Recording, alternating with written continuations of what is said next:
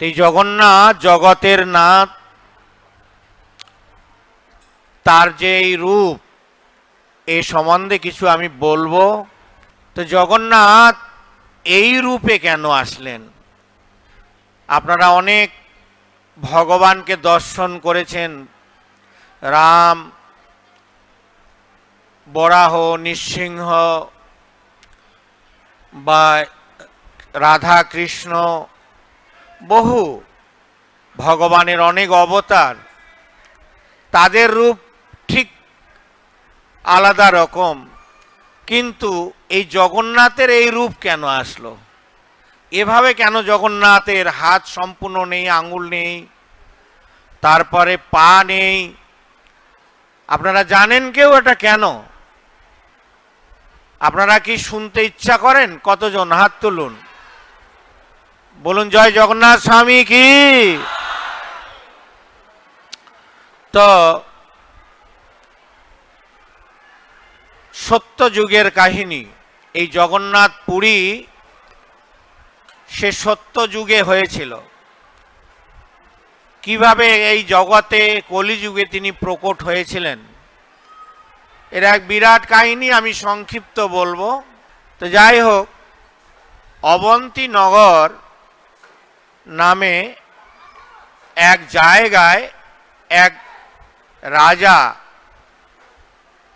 ভক্তিপরায়ণ বৈষ্ণব, নিষ্ঠাপরায়ণ ভগবানের ভক্ত,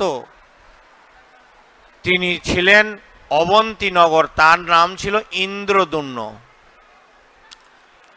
তো ইন্দ্রদুম্ন রাজা তিনি ইচ্ছা করেছিলেন যে আমি ভগবানকে দর্শন করব, তার ইচ্ছা প্রকাশ করেছেন। তো যেহেতু তিনি ইচ্ছা প্রকাশ করেছেন, যেহেতু তিনি বৈষ্ণব ছিলেন, অনেক দিন ধরে বিষ্ণুরও আরাধনা করছিলেন, কিন্তু সাক্ষাৎ ভগবানকে তিনি দর্শন পাননি। তার তিনি ইচ্ছা প্রকাশ যখন করলেন, একজন পণ্ডিত ব্যক্তি এসে সেই ইন্দ্রদুম্ন রাজাকে বললেন যে আপনি যদি ভগবানকে দর্শন করবেন, নীলগিরি পর্বতে নীল মাধব রূপে সেখানে ভগবান বিরাজ রয়েছেন, তো তাকে আপনি দর্শন করতে পারবেন। রাজা সঙ্গে সঙ্গে তার চতুর্দিকে সেনা অনুচরদের প্রেরণ করলেন, পূর্ব পশ্চিম উত্তর দক্ষিণ সব দিকে তার রাজ্যে। কোথায় নীলগিরি পর্বত, কোথায় নীল মাধব, সেই অন্বেষণে চতুর্দিকে ছুটে গেলেন। কেউ কৃতকার্য হতে পারলেন না। অবশেষে দেখা গেল বিদ্যাপতি নামে ভগবানের রাজার সভাকবি ছিলেন, তিনি খোঁজ পেয়েছিলেন। তিনি খুঁজতে খুঁজতে গিয়ে নীলগিরি পর্বতে গিয়ে হাজির হন এবং সেখানে তিনি এক শবর রাজ্য ছিল, শবর রাজ, যার নাম ছিল বিশ্বা বসু, তার বাড়িতে গিয়ে নক করেন। যখন তার বাড়িতে গিয়ে নক করেন, তখন দরজা খুলেছেন এক সুন্দরী কন্যা। দরজা খুলে দেখে এক মহিলা কন্যা, তার নাম ছিল ললিতা। তো তিনি জিজ্ঞাসা করেছিলেন যে আমি তো আসলাম, আমি কোথায় থাকবো? বলছেন না বাবা, আপনি সাধু মানুষ, আপনি এখানেই থাকুন, আমার বাবা নেই, সন্ধ্যায় আসবে, তো আপনি থাকুন। তার খাওয়া দাওয়ার ব্যবস্থা করেছেন, সব কিছু সুন্দরভাবে আপ্যায়ন করেছেন। আর এই আপ্যায়ন করে এই বিদ্যাপতি মুগ্ধ হয়েছিলেন। তাই ললিতার সঙ্গে তার একটা প্রণয় বিহিত সেই রকম ভাব প্রকাশ হয় এবং ব্যক্ত করেন। সন্ধ্যায় তার পিতা বিশ্বা বসু ফিরে আসলেন, প্রস্তাব দিলেন। তো তার পিতা তার জিজ্ঞাসা করলেন, তিনি সভাকবি, ভালো, যেহেতু রাজি হয়েছেন তো তাকে সুন্দরভাবে পাড়া প্রতিবেশী সকলকে, গ্রামের লোককে দিয়ে বিবাহ করলেন। কে বিবাহ করলেন? বিদ্যাপতি। কাকে? বিশ্ব বসুর কন্যা ললিতার সঙ্গে। তো এইভাবে দিন অতিবাহিত হতে লাগলো। সেখানে অবস্থান করছেন বিদ্যাপতি। অবস্থান করতে করতে তার প্রশ্ন জাগলো যে ললিতা, বাবা প্রতিদিন কোথায় যায়? সকালে যায়, সন্ধ্যায় আসে, আর বাবার শরীর থেকে অপূর্ব সুন্দর চন্দন সুগন্ধি কোথা থেকে হয় এটা? তো বিশ্ব বসু বলে দিয়েছিলেন যে দেখো, এইটা প্রকাশ করা নিষেধ, বাবা কাউকে বলতে না করে, এটা বলা যাবে না। বলছে দেখো, আমি তো তোমাদেরই লোক, তিনজনেই আমরা ব্যক্তি, এখানে তার অন্য কেউ নেই, তা আমি তো তোমাদেরই লোক। তখন ললিতা বলতে চায়নি, পীড়া অনেক জেদ করার পরে ললিতা বললেন যে বাবা নীলগিরি পর্বতে ভগবান পরমেশ্বর, ভগবান নীল মাধবের পূজা অর্চন করতে যান, সারাদিন সেখানে থাকেন, আর এই সন্ধ্যায় ফিরে আসেন। তো এইরকম যখন আসলে বিদ্যাপতি তিনি তো নীলমাধবের দর্শনের জন্যই এসেছিলেন, তো যেহেতু খোঁজ পেয়ে গেলেন, তখন তিনি ব্যক্ত করলেন যে আমি নীলমাধব দর্শন করতে চাই। কিন্তু বিশ্বা বসু কিছুতেই রাজি হলেন না, কিছুতেই সম্ভব নয়। কিন্তু তার মেয়ে যখন বললেন যে বাবা দেখো, যেহেতু ইচ্ছা প্রকাশ করেছে, তা তুমি একটা পন্থা বের করে তাকে দর্শন করাও। তখন এই কথা বিশ্ব বসু এত ঘনিষ্ঠভাবে ভগবানের সেবা করেন, অন্তরঙ্গভাবে, সবর রাজ বিশ্বা বসু তো সুন্দর পূজা আদি করতেন।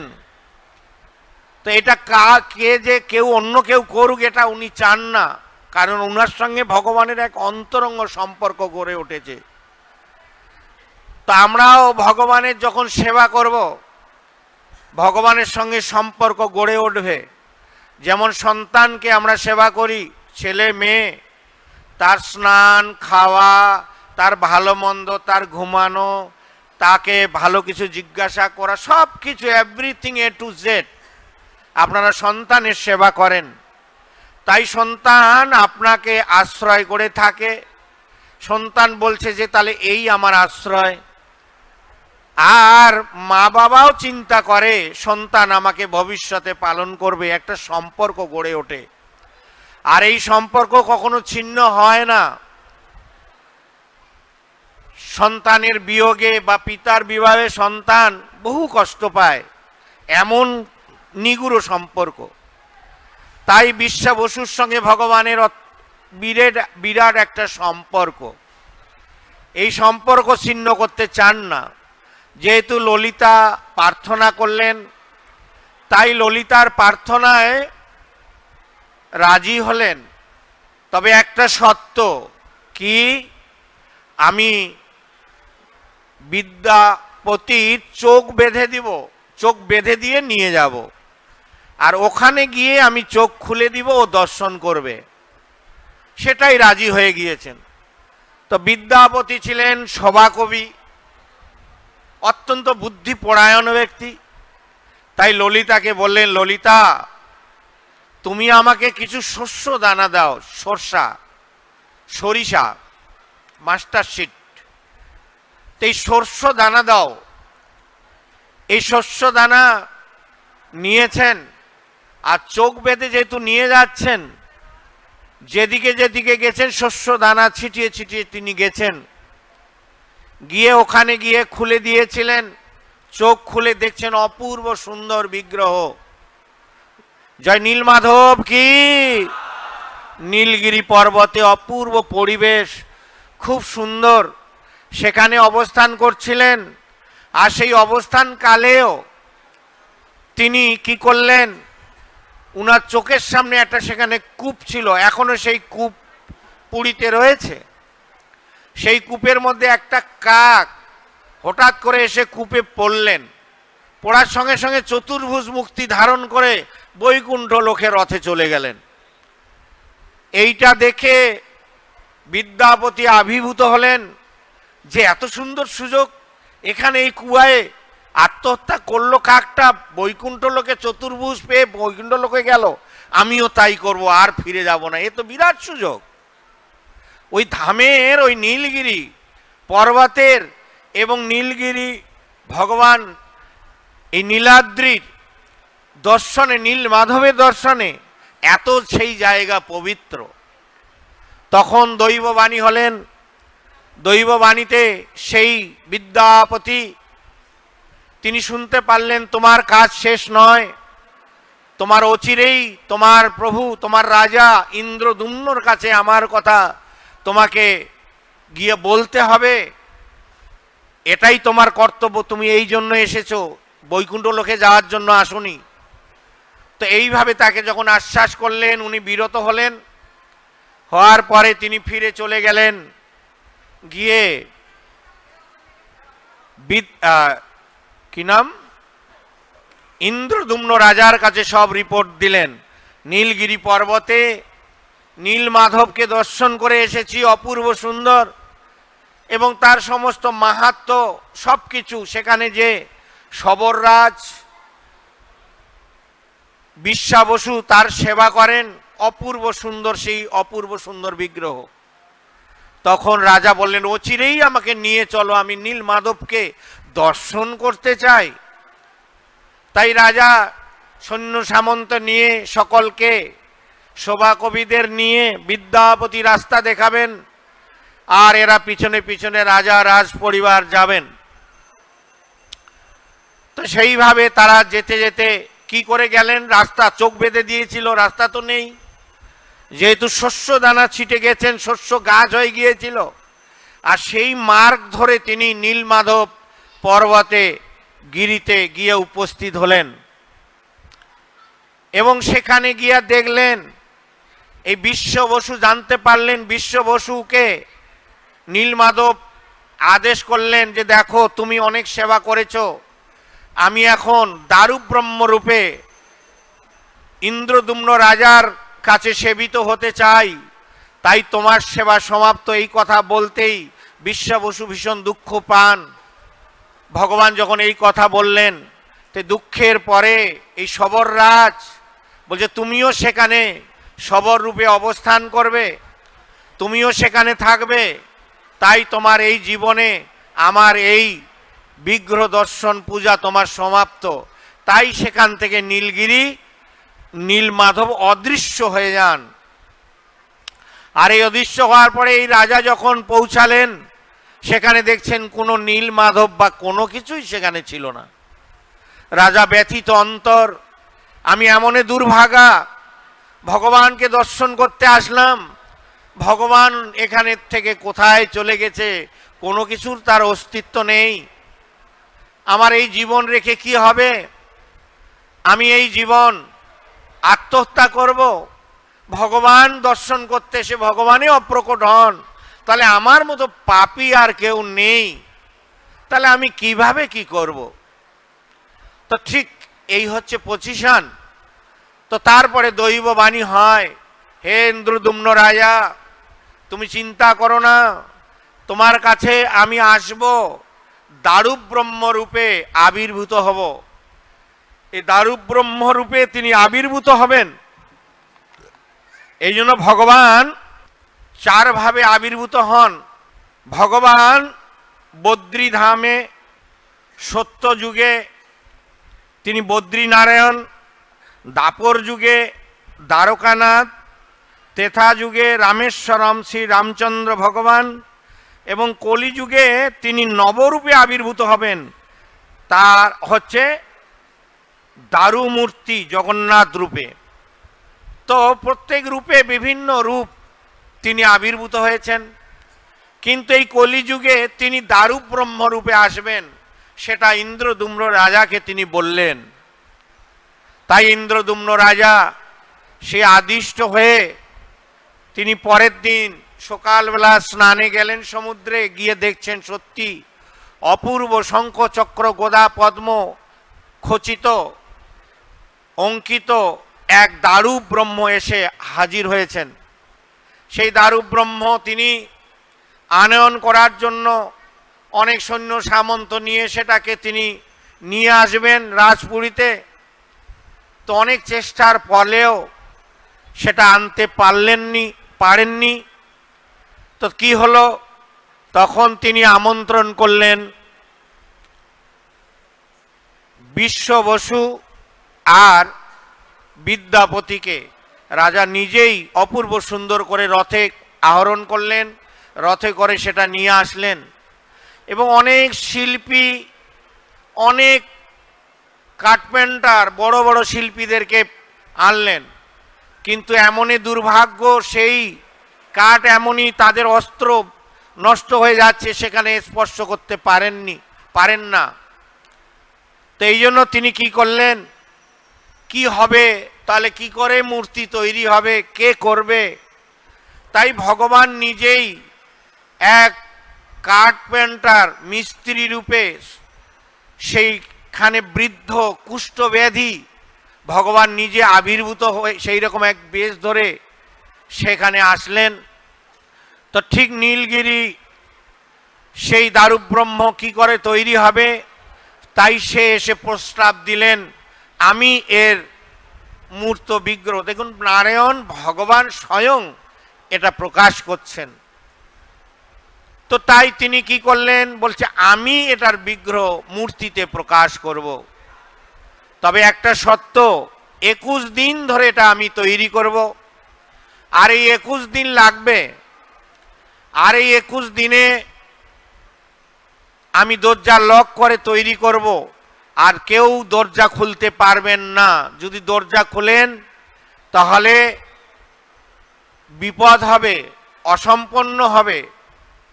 তো প্রতিদিন রাজা এবং রানী প্রতিদিন এসে দেখেন কিভাবে তৈরি হচ্ছে। তো শব্দ হয়, একটা কাঠমিস্ত্রি কাজ করলে যেমন শব্দ হয়, সেই শব্দ দরজার কাছে এসে শুনতেন, গিয়ে থাকতেন। এরকম করতে করতে 14 দিন শ্রবণ করলেন শব্দ। 14 দিনের পরে আর কোনো শব্দ নেই। বলছে শব্দ নেই, কি যে হলো, খাওয়া দাওয়া নেই, অসুস্থ লোক, কুষ্ঠব্যাধি লোক, সে কি মরেই গেল? রাজার মনে এবং রানীর মনে, গুন্ডিচা দেবীর মনে সংশয় হলো, কি করা যাবে? বিচার বসলেন, সবাইকে ডাকলেন, কি করব? রাজার মন বেকুল হয়ে গিয়েছে, কি করব, কি হলো? তাই অস্থির চিত্তে ভগবানকে দর্শন করার জন্য তার হৃদয় ব্যথিত হচ্ছিলেন। তাই তিনি 14 দিনের মাথায় দরজা উন্মীলন করলেন, খুললেন। খোলার পরে দেখবেন জগন্নাথের হাত নেই, এইরকম মূর্তি, কোনো রকমের কোনো কিছু পা হয়নি, এইরকম দর্শন করেছেন। আবার রাজা ব্যথিত হলেন, ও আমি এমনে দুর্ভাগা, আমি এইটুক ধৈর্য ধারণ করতে প্রতিজ্ঞা ভঙ্গ করে খুলে দিলাম, আমি এটাও ভগবানের অসম্পূর্ণ একটা কিছু হয়ে গেল, আমি অপরাধী, এই দেহ রাখা আমার ঠিক নয়, তাই আমি কি এই দেহ বিসর্জন দেব। তখন দৈববাণী হলো যে ঠিক আছে রাজা, এই রূপেই আমি আবির্ভূত হব, এটাই আমার প্রকৃত রূপ, এটাই আমার জগৎ পাবন রূপ কলিযুগে। আমি এই কলিযুগে এভাবেই জগৎ সমস্ত জীব, কোনো জাতি ভেদ কোনো কিছু নেই, সমস্ত জীবকে এভাবে উদ্ধার করব, এটাই আমার আসল রূপ, তুমি আমার পূজা তৈরি করো। তাই জগন্নাথকে সেইভাবে তিনি মন্দির নির্মাণ করলেন। মন্দির নির্মাণেরও বিরাট কাহিনী। শ্রীক্ষেত্র পুরী মন্দির নির্মাণ হয়, সে বহুকালে সত্যযুগে সেই মন্দির নির্মাণ করেন অনন্ত বর্মন এবং চোর গঙ্গা দেবের, তারা এই মন্দির নির্মাণ করেছিলেন। শিব এবং দুর্গার পূজা করতেন, এই জন্য সেখানে বৈষ্ণব ক্ষেত্র নামে বিখ্যাত। দেবী এবং শিবের আরাধনা করতেন এবং নারায়ণের পূজা করতেন। তো এইভাবে পূজা সেখানে শুরু হলো। তো এইভাবে জগন্নাথ দর্শন প্রদান করলেন, ইন্দ্রদ্যুম্নকে ধন্য করলেন। তাই ইন্দ্রদ্যুম্ন রাজা প্রসন্ন হয়ে জগন্নাথের কাছে প্রার্থনা করলেন, হে প্রভু, আপনার কাছে আমার এক নিবেদন। তো জগন্নাথ তখন বলছেন যে তোমার নিবেদনের থেকে আমার একটি নিবেদন তুমি শোনো। তোমার সেবায় আমি প্রসন্ন, তুমি অত্যন্ত শুদ্ধ ভাবে আমাকে প্রতিষ্ঠিত করেছ, তোমার অন্তর হৃদয়ে অত্যন্ত সুন্দর, তাই তুমি আমাকে দর্শন লাভ করেছ, প্রকট করেছ। তো তুমি আমার কাছে বর প্রার্থনা করো। তো তখন এই ইন্দ্রদ্যুম্ন রাজা বর প্রার্থনা করলেন, হে প্রভু, আমি আপনার সেবা করছি, আর এই আপনার সেবা যেহেতু করছি, তাহলে আমার যদি ছেলে সন্তান বা কেউ আসে বংশজ, তারা এই মন্দির দাবি করবে এবং গণ্ডগোল হবে, অনেক কিছু সমস্যা হবে। আপনি আমাকে কৃপা করুন যেন আমার কোনো সন্তান না হয়। ভগবান খুব খুশি হলেন। এই প্রার্থনায় ভগবান মঞ্জুর করলেন এবং ইন্দ্রদ্যুম্ন রাজা বললেন, হে প্রভু, আপনি এখানে সেবিত হবেন, আপনার কখনো হাত শুকাবে না, শুধু এক প্রহর বেলায় আপনি ঘুমাবেন না, সারাদিন শুধু খাওয়া দাওয়া করবেন। এই জন্য জগন্নাথের কখনো হাত শুকায় না, হাত শুকাতে শুকাতেই আবার খাবার ভোগ এসে যায়। জয় জগন্নাথ স্বামী কি। তো এইরকম হচ্ছে, জগন্নাথ সেটা মঞ্জুর করলেন। তো এইভাবে পূর্বজ বংশ হলে দাবি করতে পারত, এই জন্য তিনি সেটা চাননি। তো ঠিক ভগবান খুব প্রসন্ন হয়ে তাকে আশীর্বাদ প্রদান করেছিলেন। আর গুন্ডিচা দেবী তখন দুঃখ পাচ্ছিলেন, তাই গুন্ডিচাকেও তিনি বললেন যে তোমার ওখানে আমি সুন্দরাচলে 7 দিন রথযাত্রা নিয়ে যাব এবং 7 দিন আমি তোমার ওখানে অবস্থান করব। তো এরকম আছে। তো জগন্নাথ মন্দির যখন যাবেন, সেই মন্দির অপূর্ব সুন্দর, বিষ্ণু স্বয়ং নির্মাণ করেছেন সেই মন্দির। স্বয়ং বিষ্ণু সেখানে সেই মন্দির নির্মাণ করেন। সেই মন্দির ভগবানের কৃপায় অপ্রাকৃতভাবে তৈরি হয়। সেই মন্দির 22 সোপান, 22টা সোপান, 22টা সিঁড়ি রয়েছে। এই 22টা সিঁড়ির অর্থ, জগন্নাথকে দর্শন করতে হলে এই 22 সোপান জানা প্রয়োজন। আপনারা জানতে চান 22 সোপান কি? 22 মানে 22। তো বলছে 22 সোপান। প্রথম 5টি হলো পঞ্চেন্দ্রিয়। পঞ্চেন্দ্রিয় কি? চোখ, কান, নাক, জিহ্বা আর ত্বক বা চর্ম। এটা হচ্ছে 5টা ইন্দ্রিয়। দ্বিতীয় পঞ্চ প্রাণ, পান, অপান, ব্যান, উদান ও সমান। তাহলে 5 আর 5 10।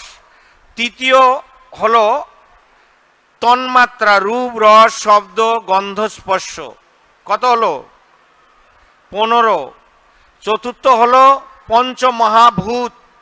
আমাদের এই শরীর তৈরি হয়েছে পঞ্চমহাভূত, এই পৃথিবী পঞ্চমহাভূত দিয়েই তৈরি। কি কি? পৃথিবী, জল, অগ্নি, বায়ু এবং চেতন। বুঝা গেল? কত হলো? 20। বুদ্ধি আর অহংকার, এই 22টা সোপান। তো যারা জগন্নাথকে দর্শন করতে চান, তারা এই 22 সোপান এগুলো থেকে মুক্ত হতে হবে এবং সেভাবে সিঁড়ি বয়ে উঠতে হবে। তাহলে প্রভু জগন্নাথের দর্শন হবে। আর ইন্দ্রিয়ের কথা চিন্তা করে, ইন্দ্রের তাড়নায় যদি আপনি চলেন, ইন্দ্রকে যা কিছু তাই ভোগ করাবেন, তাহলে আর ভগবানের দর্শন হবে না। তাই ইন্দ্রদুম্ন রাজা তিনি এগুলো থেকে মুক্ত ছিলেন, রাজা হয়ে অনাসক্ত ছিলেন, আর ভগবানের প্রতি তার একমাত্র প্রেম ভালোবাসা ছিল। তাই তিনি এই ভগবানকে দর্শন করতে পেরেছিলেন। পরবর্তীকালে কালের প্রভাবে এই মন্দির প্রলয় হয়ে যায়, নষ্ট হয়ে যায়। পরবর্তীতে এই জগন্নাথ মন্দির আবার নির্মাণ করেন অনন্ত মহারানা। সেই রাজা ছিলেন, তিনি আবার এই মন্দিরকে সেভাবে তৈরি করেন। ভগবান নিজেই তাকে দিয়ে তৈরি করেছিলেন। তো এইভাবে ভগবান এই পুরী ধামে প্রকটিত হন।